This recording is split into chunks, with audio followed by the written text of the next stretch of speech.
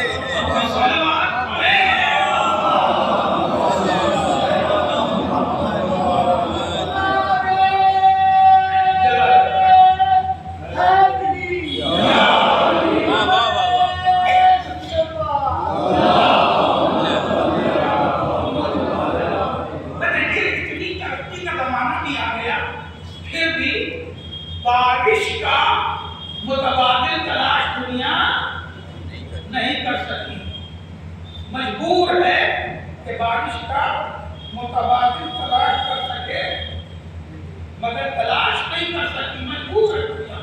بارش شاید یہی اب اس نظام کو پڑھنے لگی تو چاہے گا کہ میں آگے بڑھنا ہوگا۔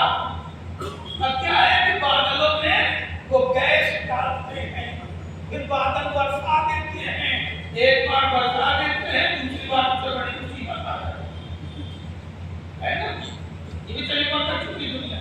تو بارش ہمیشہ مقام رحمت پہ رہی ہے،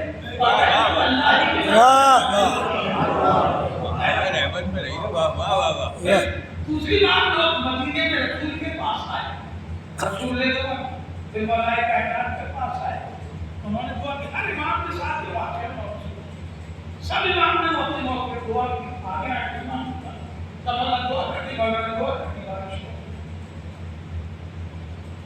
معجزہ۔ کبھی امام نے اپنے نفس کے لیے استعمال نہیں کیا، یہی بات پوچھنا چاہیے، کسی امام نے معجزہ اپنے نفس کے لیے استعمال نہیں کیا۔ اگر امام معجزہ اپنے نفس کے لیے استعمال کرتے تو امامان حسنین 3 دن بھوکے نہ رہتے۔ ہم سے بڑی دلیل کیا؟ 3 دن امامان حسنین بھوکے نہ رہتے۔ باپ بھی صاحب معجزہ، ماں بھی صاحب معجزہ، حسنین خود بھی صاحب معجزہ، سب کو چھوڑیے، فضا کے پاس بھی اتنی طاقت ہے، مگر انہوں نے کبھی اپنے اختیارات کا استعمال اپنے نفس کے لیے نہیں کیا۔ یہ خیال رہے کہ معصومین نے مشقت کا کھایا ہے، معجزے کا نہیں کھایا۔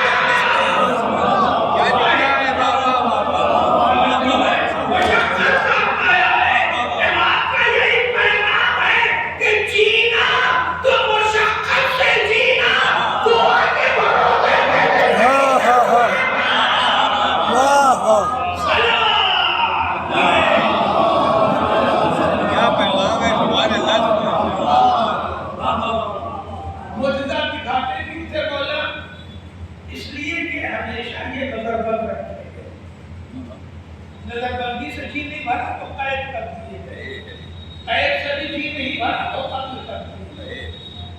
ایک طرف یہ کام، دوسری طرف جعلی حدیث بنانے والے، جھوٹی روایت کرنے والے، غلط تحریر لکھنے والے خریدے جاتے ہیں تاکہ دین خلاف ورزی ہو دین کو تباہ کیا جائے.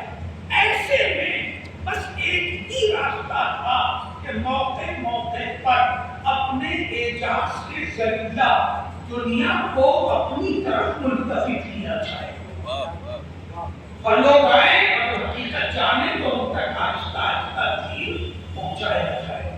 بارش ہو گئی لوگ امام کے پاس کوئی چھپ کے کوئی ایسی ایسے ملنے لگے کہ مولا آپ کا بڑا کرم ہو گیا کہ بارش ہو گئی ورنہ تو لوگ بے حال ہو رہے تھے.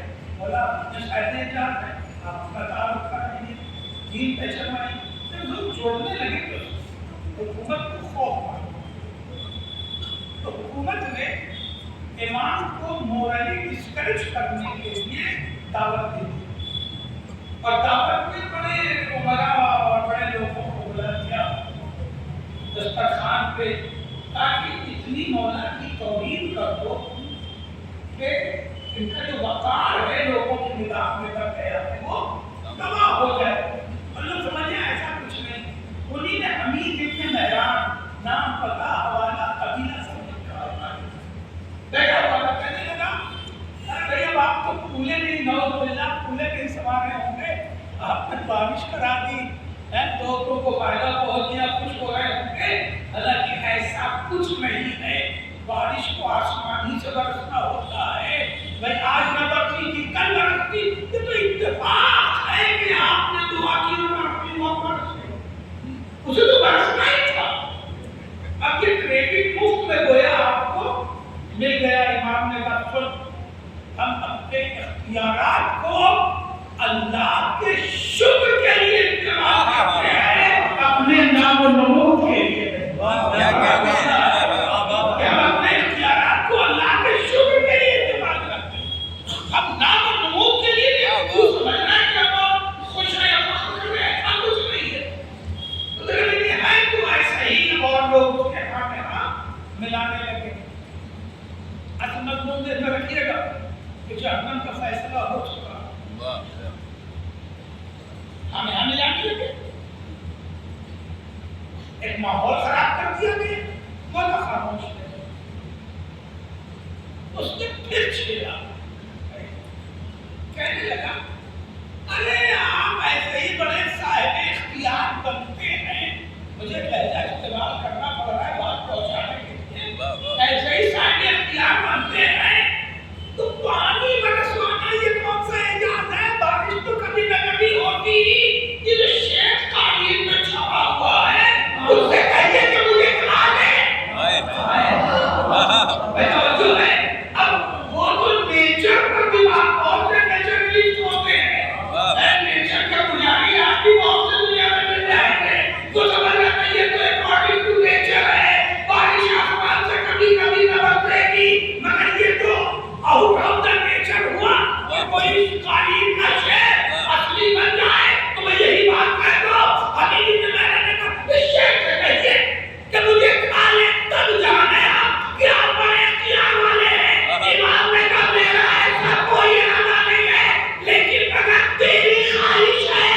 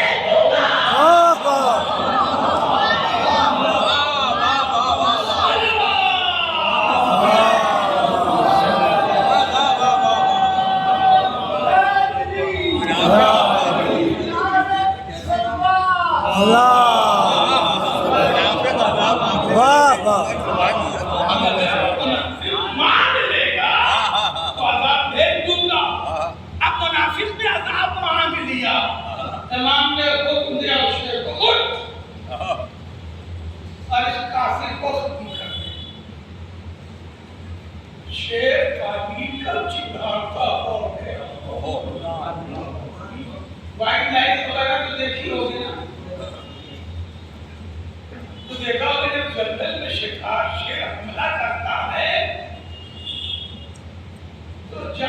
چوز نہیں کرتا. شیر جب اتنا کہ حملہ کرتا ہے بھیڑ پر تو جانور چوز نہیں کرتا, جو سامنے پڑتا ہے اسے بھگوڑتا رہتا ہے. کسی پہ پنجہ مارا, کسی پہ منہ مارا, جو قابو میں آیا اسے آگ آیا. مگر یہ کیسا شیر ہے کہ اٹھا تو دسترخوان کے کسی اور شخص پہ حملہ نہیں کیا, سیدھے اسی پہ گیا. توجہ ہے تو مجھے کہنے کا حق ہے کہ جانور بھی امامت کی زبان سمجھتا ہے.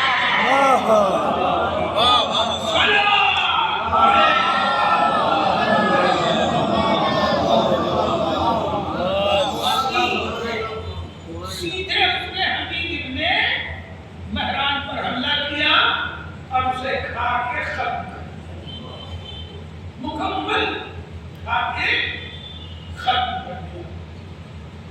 امام نے پھر حکم دیا جا کے ویسے ہی پھر قالین میں چھپ گیا.